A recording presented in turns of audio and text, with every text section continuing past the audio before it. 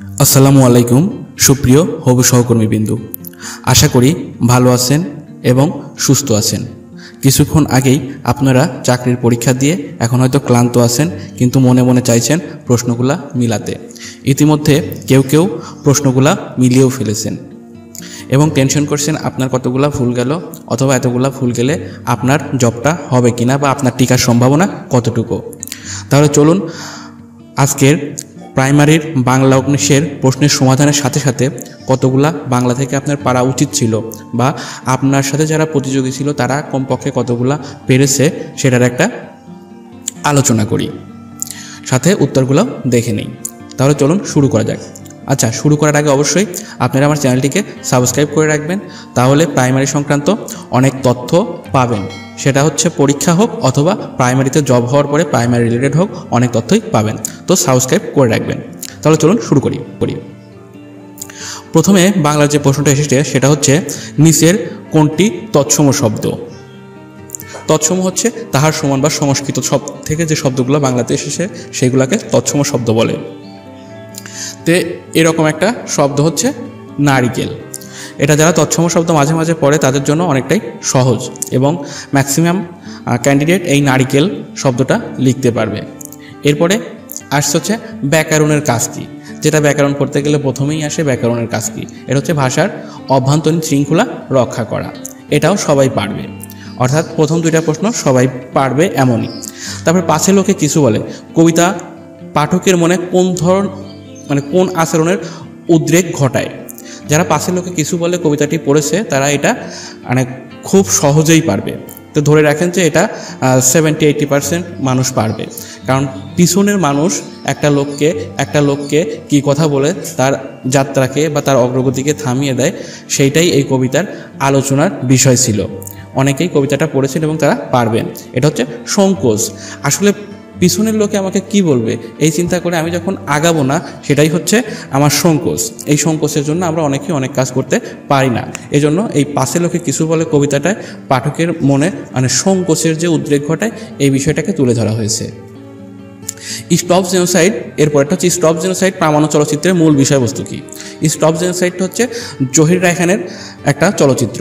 এটার মূল বিষয় হচ্ছে বাংলাদেশের মুক্তিযুদ্ধ এবং গণহত্যা।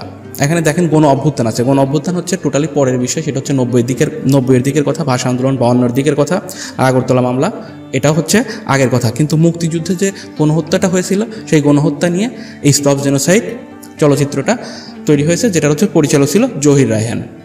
আচ্ছা, এখানকার 4টা প্রশ্ন দেখলাম, 4 মধ্যে 3টা তো 100% বেশিরভাগ মানুষই পারবে আর কি, এবং 4টা পারার সম্ভাবনাও অনেক বেশি, কারণ প্রশ্নগুলো অনেক ইজি। তার মানে 4ই পাওয়া যায় 4টার মধ্যে। এরপরে আরও 4টা প্রশ্নের অ্যান্সার দিচ্ছি। এগুলোর মধ্যে আছে হচ্ছে দ্বীপের ব্যাস বাক্য। দ্বীপের ব্যাস বাক্য, এটা যারা হচ্ছে বাক্য সংকোচনটা মুখস্থ টাইপের পড়ে তারা খুব সহজেই পারবেন, কারণ এটা একবার পড়লেই মনে থাকে। দুদিকে অবজার দ্বীপ।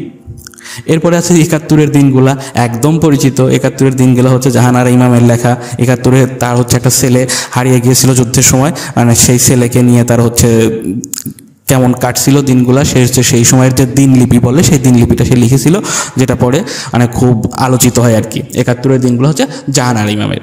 তারপরে 2022 সালে জাতীয় কবি কাজী নজরুল ইসলামের কততম জন্মদিন পালন করা হয়? এটা একটু কঠিন, কারণ হচ্ছে যারা জন্মদিন মনে রাখতে পারছে তারা হচ্ছে জন্মদিনটাকে হিসাব করে এটা বের করতে পারছে, তবে যাদের জন্মদিনটা মনে আছে তারাই এটা পারবে আর কি। এটা হচ্ছে 123 বছর। এটা হচ্ছে ক্যালকুলেশন করে বের করা যাবে আর কি, যে 123 বছর এটা। পণ্ডিত মূর্খ পদটির ব্যাসবাক্য নিচের কোনটি? পণ্ডিত মূর্খ শব্দটির ব্যাসবাক্য হচ্ছে পণ্ডিত হয়েও মূর্খ যিনি। এখানে 2টা ব্যাসবাক্য আছে। এই 2টা ব্যাসবাক্যের মধ্যে পণ্ডিত হয়েও মূর্খ যিনি, এটা একটু কঠিন তুলনামূলকভাবে, বাট আগের যে ব্যাসবাক্যটা ছিল এটা অনেক সহজ। তো এখানকার যে 4টা প্রশ্ন আছে 4টার মধ্যে আমি ধরছি যে 3টা পারার কথা, 4টার মধ্যে 3টা পারার কথা। আগের পেজের 4টার মধ্যে 4টা এবং এই পেজের 3টার মধ্যে 3টা, অর্থাৎ 7টা ম্যাক্সিমাম মানুষ পারবে। এরপরে যাই, খণ্ডপ্রলয় প্রবাদটির প্রয়োগিক অর্থ কী? এটা হচ্ছে বাগধারা টাইপের। তো খণ্ডপ্রলয়ের প্রয়োগিক অর্থ হচ্ছে তুমুল কাণ্ড বা তুমুল মারামারি, এ ধরনের বোঝায় আর কি। তো এটাও কমন, মানে সবাই পড়ে, খণ্ডপোলা এটা সবাই পড়ে, এটা সবার পারার কথা। এরপর আছে কোন সালের প্রভাত ফেরিতে 21-এর গান আমার ভাইয়ের রক্তে রাঙানো গানটি গাওয়া হয়। এটা একটু কঠিন, মানে সচরাচর সবাই পারবে না আর কি। তো এটা হচ্ছে ঘ 1954 সালের 21শে ফেব্রুয়ারিতে গানটি প্রথম গাওয়া হয়। এরপরে আছে কোন শব্দটির বানান সঠিক। বানান সঠিক হচ্ছে দূষণীয়। এটা অনেকেরই হবে, সবার না হলেও অনেকের হবে। দূষণীয় বানানটা হচ্ছে সঠিক। সবার উপরে মানুষ সত্য, তাহার উপরে নাই, চরণটির রচয়িতা যে চণ্ডীদাস, এটা সবাই জানে। তাহলে কি হচ্ছে, এই পেজ থেকে আগে ধরলাম যে 7টা সবাই পারবে, এই পেজ থেকেও একটা বাদ দিয়ে 3টা সবাই পারবে, তাহলে 7 3 10টা, 10টা পারতে হবে, ম্যাক্সিমাম মানুষ 10টা পারবে। এরপরে আছে ভাজা মাছ কোন বিশেষণ। বিষয়টা একটু কঠিন, ভাজা মাছ কোন বিশেষণ, এটা সবাই পারবে না। ভাজা মাছ হচ্ছে আস্থাবাচক বিশেষণ। এরপরে বাংলা বর্ণমালায় অর্ধমাত্রার বর্ণ কয়টি। এটা হচ্ছে সবার জন্য কমন, সবার জন্য কমন, এটা হচ্ছে কমন, সবার জন্য কমন, এটা হচ্ছে বাংলা বর্ণমালায় অর্ধমাত্রার বর্ণ 8টা, এটা সবাই পারবে। এরপরে আছে তো তামার বিষ, এটাও কমন। তামার বিষ হচ্ছে অর্থের কুপ্রভাব, এটাও সবাই পারবে। শুক্রবার বিদ্যালয় বন্ধ থাকে, বাক্যে বিদ্যালয় শব্দটি কোন কারকে কোন বিভক্তি। এটা একটু কঠিন, তার মানে এই পেজ থেকে ধরে নিচ্ছি, এই শুক্রবার বিদ্যালয় বন্ধ থাকে, বাক্য বিদ্যালয় শব্দটি কোন কারকে কোন বিভক্তি। বিদ্যালয়, খ কর্মে শূন্য, কারণ বিদ্যালয়ের পরে দেখেন কোনো বিভক্তি যুক্ত নাই, এজন্য এটা হচ্ছে কর্মে শূন্য বিভক্তি। যাই হোক, যারা কারক ভালো পারে তারা হয়তো এটা পারবে, যারা কারক ভালো পারে না তারা এটা পারবে না, কারণ এটা কমন শব্দ না, মানে কমন বাক্য না। আমরা অনেক সময় কারকও মুখস্থ করে ফেলি, এটা কমন পড়ে নেই, এজন্য এটা কমন বাক্য না। এখানে বিদ্যালয় হচ্ছে কর্মে শূন্য, তাহলে এই পেজ থেকে আমরা মোটামুটি ধরে নিচ্ছি যে আমরা এই পেজ থেকে 2টা পারবো। তাহলে আগের হচ্ছে 12টা আমাদের পারার কথা। এরপরে আছে এ বিশ্বকে এ শিশুর বাসযোগ্য করে যাব আমি নবজাতকের কাছে, এ আমার দিয় অঙ্গীকার।